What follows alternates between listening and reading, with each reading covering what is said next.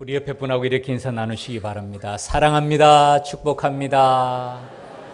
사랑합니다. 축복합니다.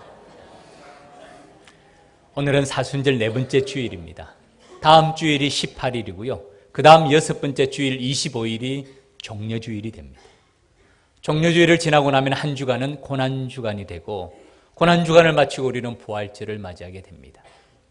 다음 주 25일 종려주일 다음에 한 주간 고난주간에는 고난주간 특별 새벽 기도회가 있습니다. 참석해야 될까요? 참석 안 해도 될까요? 대답을 안 하시네.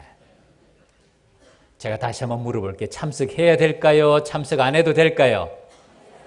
예, 우리 유치원 졸업식에 가서 유치원 아이들에게 물어보면 얼마나 대답을 잘하는지 모릅니다. 아무리 멀어도, 아무리 바빠도 꼭 오시기 바랍니다. 못 오시면 그곳에서 고난주간, 주님의 참 제자라면 주님의 고난의 기간에 우리가 외면할 수 없습니다. 십자가 앞으로 더 가까이 나아오는 것이 축복인 줄 믿습니다. 마지막 사순절 기간입니다.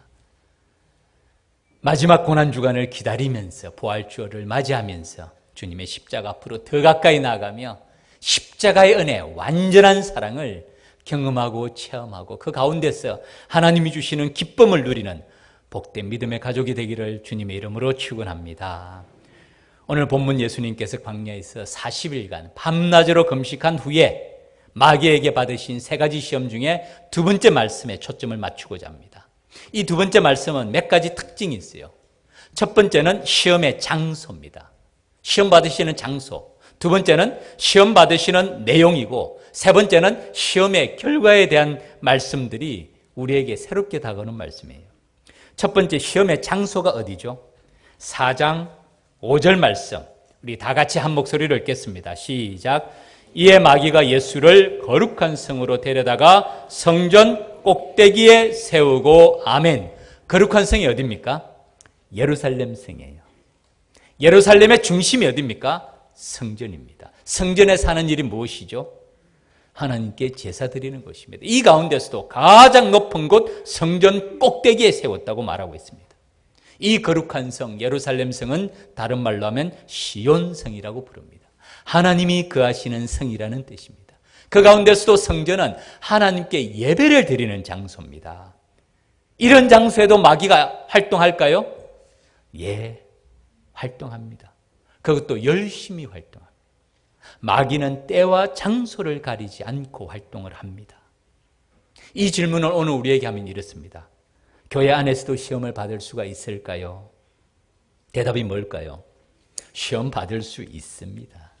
마귀의 시험하는 장소에는 예외가 없습니다. 언제 어디서나 우리의 가장 약한 부분을, 가장 유혹이 쉽게 넘어가는 부분을 마귀는 우리를 공격합니다.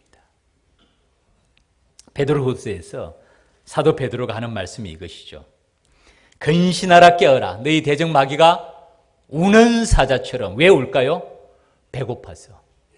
우는 사자처럼 두루다니며 삼킬 자를 찾나니 그러므로 너희는 믿음에 굳게 하여 그를 대적하라. 배고파서 우는 사자가 어디를 다닌다고요? 두루다니면서 삼킬 자를 찾는다라고 말하고 있습니다. 마귀는 우리가 어디에 있든지 예외 없이 우리를 공격합니다. 그러나 주님께서는 우리에게 그 마귀의 시험을 이길 수 있는 힘과 능력을 주십니다. 그것이 오늘 본문에서 우리에게 주시는 메시지입니다. 리차드 범브란트 목사님을 아마 이름은 많이 들어보셨을 거예요. 이분은 공산권 루마니아 감옥에서 14년간을 투옥 생활하신 분입니다. 풀려난 다음에 간증을 하면서 집회를 하셨는데, 고난받는 그리스도인의 모범을 보여주신 분이 리차드 범브란트 목사님. 이번에 간증 가운데 이런 말씀이 있습니다. 우리 그리스도인들이 주님을 만나고 난 다음에도 그리스도의 옷자락에 숨어서 많은 죄를 짓고 있습니다. 다른 말로 하면요, 우리가 믿음의 길을 가고 신앙생활을 하면서도 교회 안에서도 많은 죄를 짓고 있다는 말씀입니다. 그 다음에 이 목사님이 이렇게 말합니다. 그럼에도 불구하고 나는 교회를 사랑합니다. 사랑하는 믿음의 가족 여러분, 이것이 교회입니다. 여러분, 교회는 불완전한 곳입니다. 교회 안에서도 크고 작은 시험과 환난이 많습니다. 그럼에도 불구하고 우리 주님께서는 교회를 너무나도 사랑하시며 주님의 백성들은 날마다 말씀으로 새롭게 하시고 선한 길로 인도하시는 그곳이 교회입니다. 우리도 마찬가지입니다. 여러분, 교회에서 항상 좋은 일만 있으리라고 생각하지 마십시오. 크고 작은 환난과 시험이 많은 곳이 교회입니다. 돌아가신 오카는 목사님이 간혹 이런 말씀을 하셨어요. 내가 차라리 교회를 다니지 않았다면 저런 사람을 만날 일도 없을 텐데. 무슨 뜻입니까? 교회 안에서 크고 작은 시험과 환난이 많다는 말입니다. 그럼에도 불구하고 하나님께서는 교회를 사랑하시고 우리도 마찬가지예요. 교회 안에서 말씀으로 날마다 새롭게 해나가는 그 걸음의 신앙생활이 교회입니다. 교회 안에서도 시험을 받을 수가 있습니까? 예, 교회 안에서도 시험을 받을 수 있습니다. 예수님께서 시험 받으신 장소가 예루살렘 성전의 가장 꼭대기에서 시험 받았다는 사실을 여러분 기억하시기 바랍니다. 두 번째는 마귀의 시험의 내용입니다. 마귀가 예수님을 어떻게 시험했죠? 6절 말씀 우리 같이 한번 읽겠습니다. 오늘 본문 4장 6절 읽겠습니다. 이르되 내가 만일 하나님의 아들이어든 뛰어내리라 기록되었으되 그가 너를 위하여 그의 사자들을 명하시리니 그들이 손으로 너를 받들어 발이 돌에 부딪히지 않게 하리로다 하였느니라. 아멘. 마귀가 성경을 인용하면서 예수님을 시험합니다. 성경을 인용하면서 예수님을 시험하는 걸 이 마귀가 누구한테 배웠을까요? 예수님께 배웠어요. 첫 번째 시험에서요, 마귀가 뭐라고 말합니까? 만일 하나님의 아들이여든 명하여 이 돌들로 떡덩이가 되게 하라 라고 말씀했는데 예수님께서 사람이 떡으로만 살 것이 아니요 하나님의 입으로부터 나오는 모든 말씀으로 살 것이라는 말씀을 가지고 자기를 완전히 물리치는 걸 보고 그 다음에 작전을 바꿨어요. 이제는 마귀도 사탄도 말씀을 가지고 예수님을 시험합니다. 이것이 사탄의 특징입니다. 흉내내고 모방합니다. 심지어는 자신이 말씀에 정통한 것처럼 행동하기도 합니다. 그런데 여러분, 이 마귀가 하나님의 말씀을 바르게 알고 있을까요? 하나님의 말씀을 바르게 알고 그 말씀을 인용하면서 예수님께 시험을 하고 있을까요? 아니에요. 이 점이 매우 중요합니다. 말씀에 대한 우리의 태도가 어때야 되는지를 가르쳐 줍니다. 두 가지 점이 있습니다. 첫 번째는 자신의 주장을 증명하기 위하여 하나님의 말씀을 방정의 자료로 사용해서는 절대로 안 됩니다. 진정한 그리스도인의 자세는요, 내 주장을 옳다고 말하기 위해 하나님의 말씀을 방정으로 사용하는 것이 아니라 하나님의 말씀 앞에 순종하는 것이 바른 믿음의 자세입니다. 하나님의 말씀을 자기 주장의 이른바 레퍼런스, 방정으로 사용하는 것은 매우 잘못된 태도고 이것이 사실은 마귀의 태도예요. 우리 교회 얘기는 아닙니다. 우리 교회는 이런 문제가 없습니다.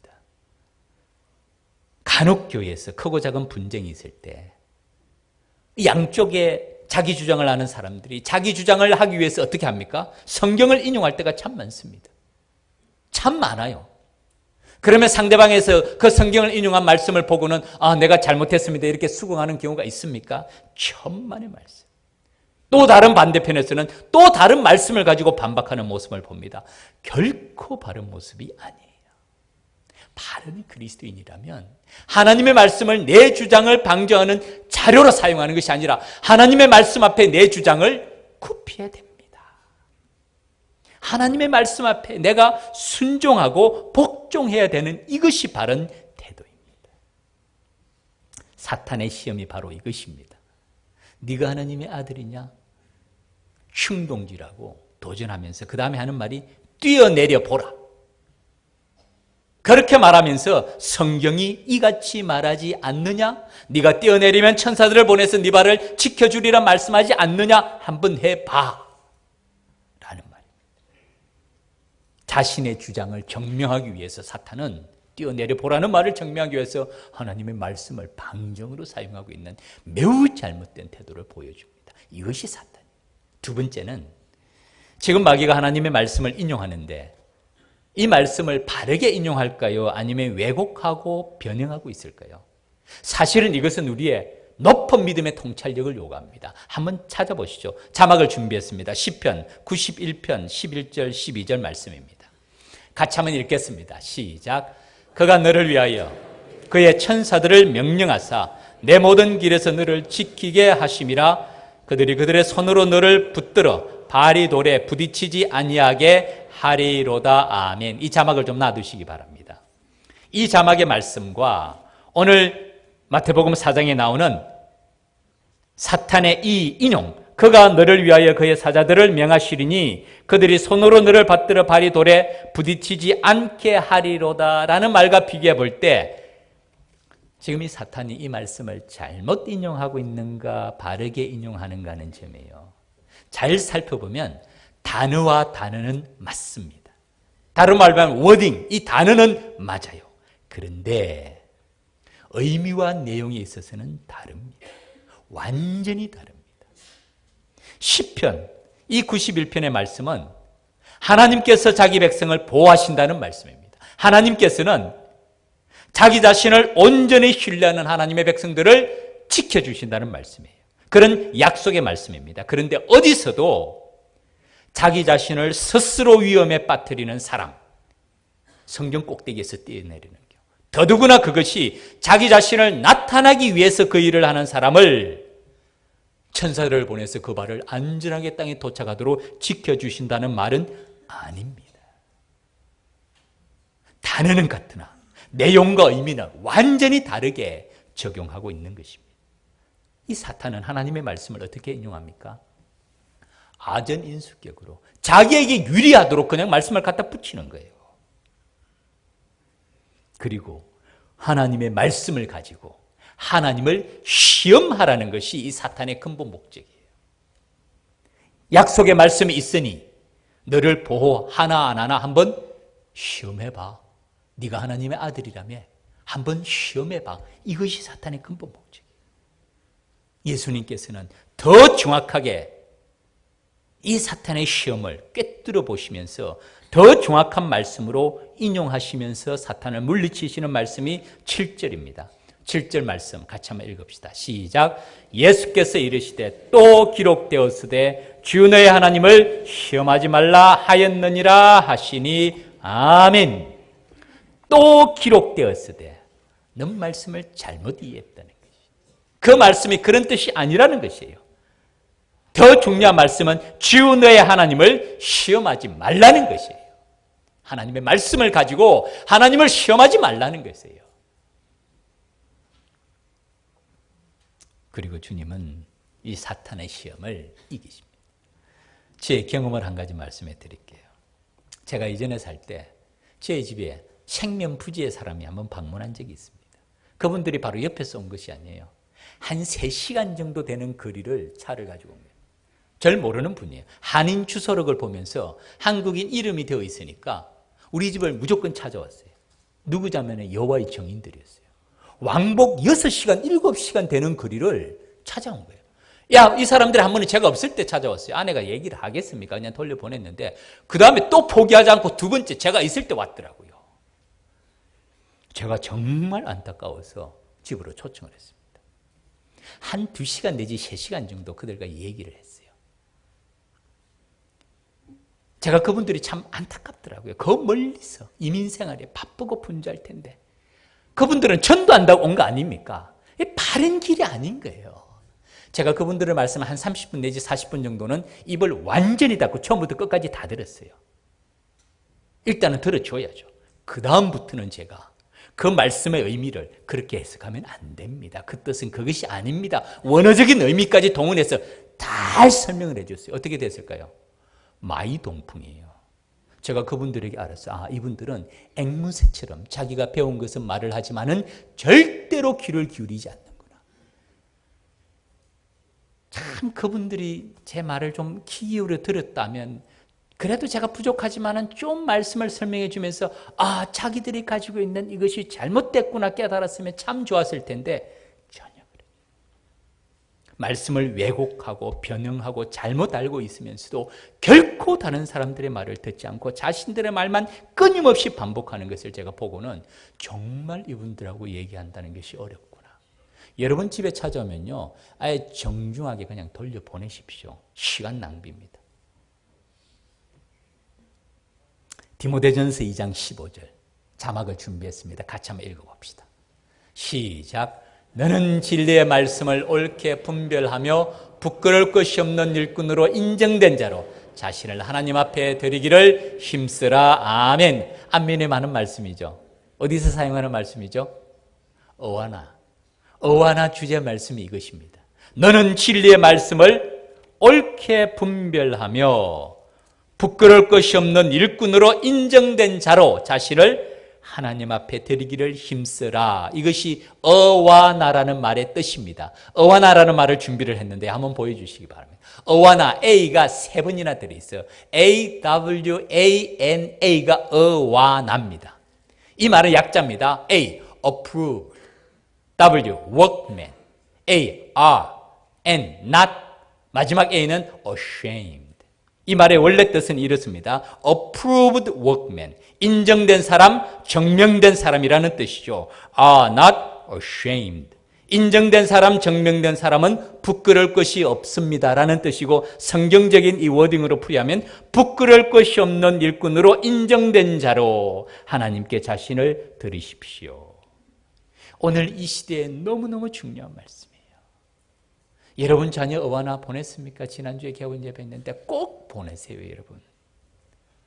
첫 번째, 너는 진리의 말씀을 옳게 분별하라. 옳고 그름을 바르게 알아야 돼요.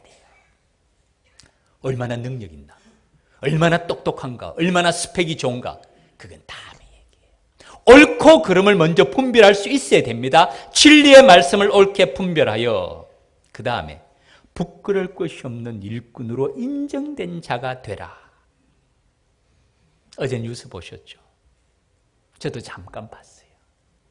요즘 지상에 계속 나오는 게 그 뉴스. 유력한 대통령 후보 중에 한 사람, 50대 초반이잖아요. 너무나 부끄러운 일로 수사를 받고 있습니다. 너무나 부끄러운 일로. 노벨 문학상 후보라고 인정받고 존경받던 사람이 너무나 부끄러운 일로 그의 시가 관공서에서 전철역에서 다 지워지고 있어요. 국회의원, 교수, 의사, 심지어는 자살한 분까지 있더라고요. 너무나 부끄러운 일로, shame, 창피한 일로, 수치스러운 일이, 부끄러운 과거들이 드러나고 있습니다. 저는 우리나라 사회구조, 의식구조, 사고방식 완전히 뒤집어져야 된다고 생각해요. 이전의 잘못된 습관과 관습과 전통 바뀌어져야 돼요. 진리 안에서 강압과 위계와 억압과 힘으로 약자들을 배려하지 못하는 것, 완전히 뒤집어지는 계기가 되기를 바랍니다. 말라기 선지자의 말씀, 구약의 맨 마지막 선지자의 말씀, 신약에 기록되기까지 400년의 공백이 있는 그 마지막 말씀 가운데서 말라기 2장 16절 말씀입니다. 자막을 준비했습니다. 뭐라고 말씀하시는지 우리 같이 한번 읽어봅시다. 말라기 2장 16절 같이 읽겠습니다. 시작. 이스라엘 하나님 여호와가 이르노니 나는 이혼하는 것과 옷으로 학대를 가리는 자를 미워하노라. 만군의 여호와의 말이니라. 그러므로 너희 심령을 삼가 지켜 거짓을 행하지 말지니라. 이스라엘의 하나님 여호와가 이르노라. 나는 이혼하는 것과 옷으로 학대를 가리는 자를 미워한다. 정말 이 땅을 살아가면서 이혼이라는 것을 하고 싶지 않지만은 정말 여러 가지 사정으로 불가피한 경우가 있다는 것도 저도 압니다. 그러나 하나님의 말씀의 기준은 이혼하는 것과 옷으로 학대를 가리는 자를 미워한다. 옷으로 학대를 가린다는 게 무슨 뜻입니까? 바로 오늘로 보는 미투예요. 나도, 미투라는 말이 나도 마찬가지라는 뜻이에요. 그게 오늘날 적용, 나도 마찬가지예요. 옷으로 학대를 가리는 것. 가정의 폭력과 억압과 굴종과 강압과 위선적인 행동, 학대를 가리는 것이죠. 얼마나 가릴 수가 있겠어요? 사랑하는 믿음의 가족 여러분, 우리 자녀들을 여러분 어떻게 교육시키기를 원하세요? 좋은 교육 받기를 원하죠. 조기 교육도 시키기를 원하죠. 유학도 보내기를 원합니까? 할 수 있으면 그것도 좋습니다. 그러나 그보다 더 먼저, 더 중요한 것은 하나님의 바른 말씀의 기준을 가지도록 내가 진리의 말씀을 옳게 분별하여 옳고 그름을 알라는 것이에요. 무엇이 바르고 무엇이 틀린 것부터 알아야 되지 않습니까? 이완용 씨, 조선을 팔아먹었다고 말하는 매국노 이완용 씨가 머리가 나빴을까요? 능력이 없었을까요? 그러나 그에게 필요한 것이 무엇이었죠? 옳고 그름을 아는 것이 더 중요한 것이에요. 제가 종종 그런 예를 듭니다.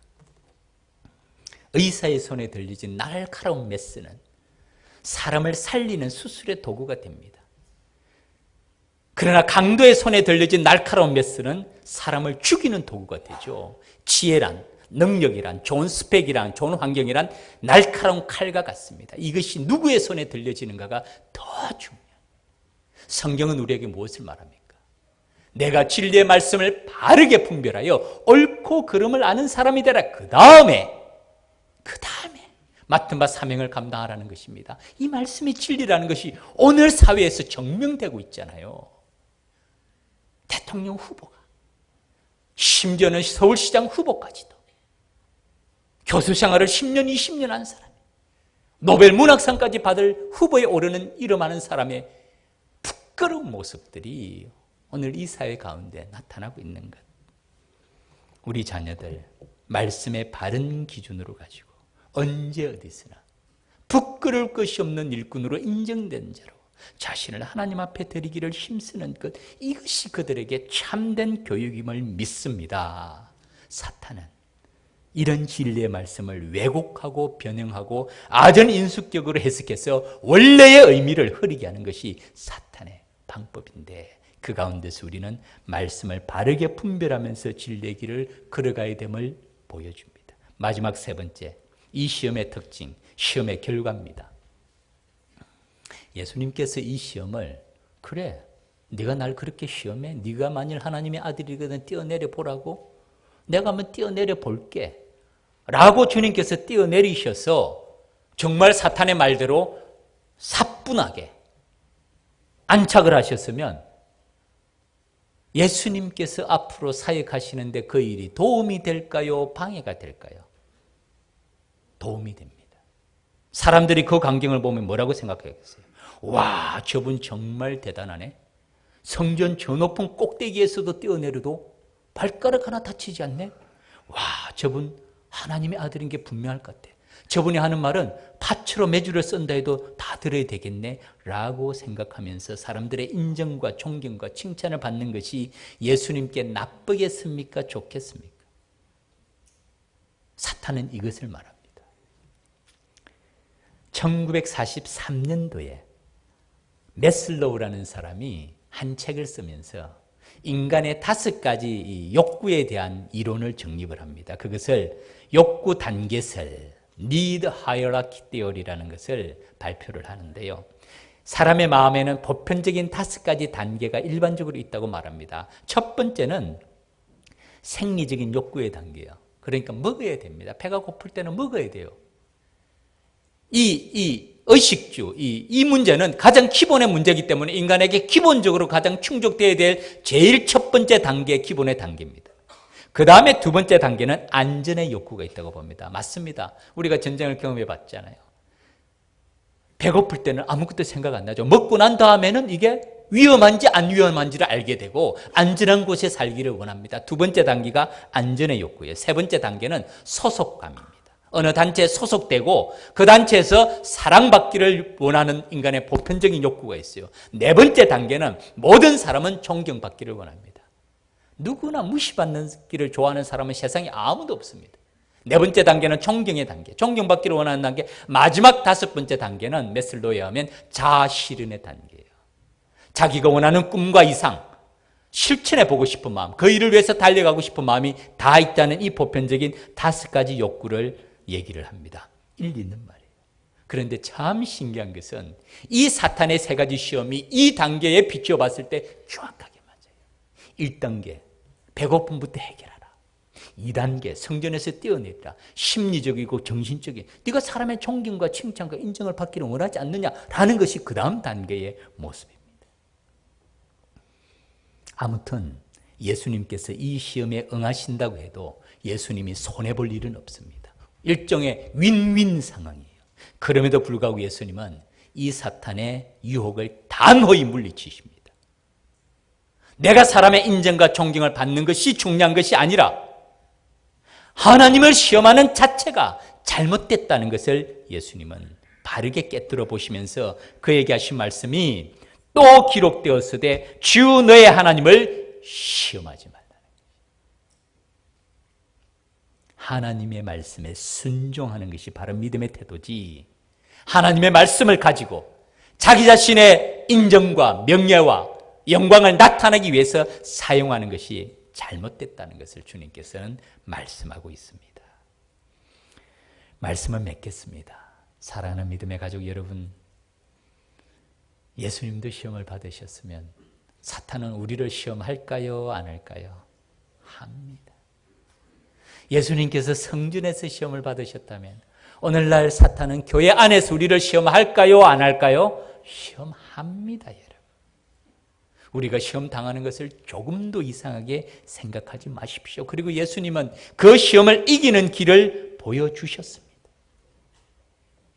야고보서 1장 2절 4절 자막을 준비했습니다. 시험에 대해서 우리가 잘 아는 말씀이죠. 같이 한번 읽겠습니다. 시작. 내 형제들아, 너희가 여러 가지 시험을 당하거든 온전히 기쁘게 여기라. 이는 너희 믿음의 시련이 인내를 만들어내는 줄 너희가 알미라. 인내를 온전히 이루라. 이는 너희로 온전하고 구비하여 조금도 부족함이 없게 하려 함이라. 아멘.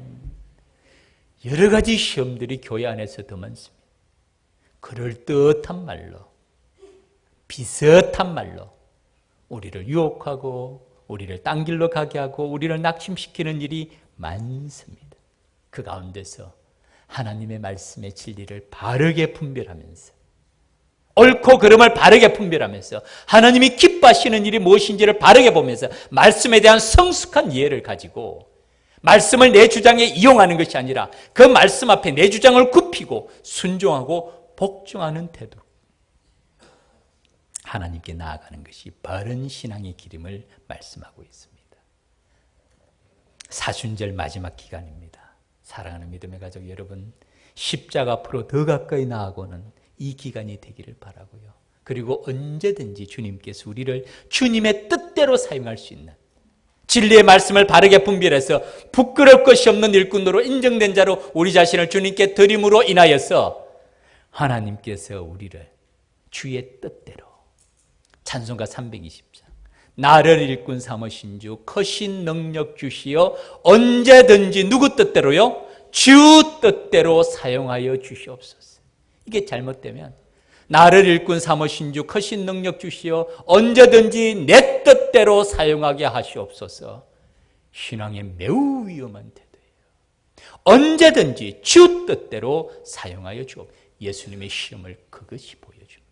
바라기는 진리의 말씀을 바르게 분별하고 십자가 앞으로 더 가까이 나가셔서 하나님께서 베풀어 주신 은혜, 공급하시는 하나님의 은혜를 경험하면서, 오늘 우리 찬양대 성경 암송 구절이 바로 그거였어요. 하나님을 의뢰함, 공급입니다. 공급하시는 하나님. 자기 아들을 아끼지 아니하시고, 자기 아들을 아끼지 아니하시고 우리 모든 사람을 위하여 내어주신 이가, 그 하나님 아버지께서 어찌 그 아들과 함께 십자가의 은혜를 베풀어 주셨는데 그 다음에 우리의 필요, 건강과 지혜와 물질과 자녀와 가정과 사업, 어찌 그 아들과 함께 이 모든 것을 우리에게 주시지 않겠느냐.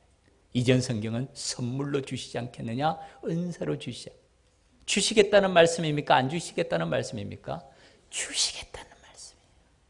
자기 아들보다 더 아까운 것이 세상에 어디 있습니까? 그런데 그 아들을 아끼지 아니하시고 우리 모든 사람을 위하여서 내어주신 그 하나님 아버지께서 그 다음에 주의 백성들의 기도와 간구를 들으시지 않겠습니까? 공급하시는 하나님을 경험하시지 않겠습니까? 그것이 사순절의 기간, 고난주간이 바로 그것을 보여줍니다. 예수님의 십자가의 사건이 그것을 보여줘요. 그 십자가의 길을 생각하면서 주님께 더 가까이 나아감으로 하나님의 사랑과 은혜를 경험하고 진리의 말씀을 바르게 분별하면서 이 시대에 쓰임받는 우리가 되고 우리 자녀가 되도록 여러분 말씀으로 바르게 양육하고 키우는 저와 여러분의 믿음의 걸음이 되시기를 주님의 이름으로 축원합니다. 다 같이 기도드립니다.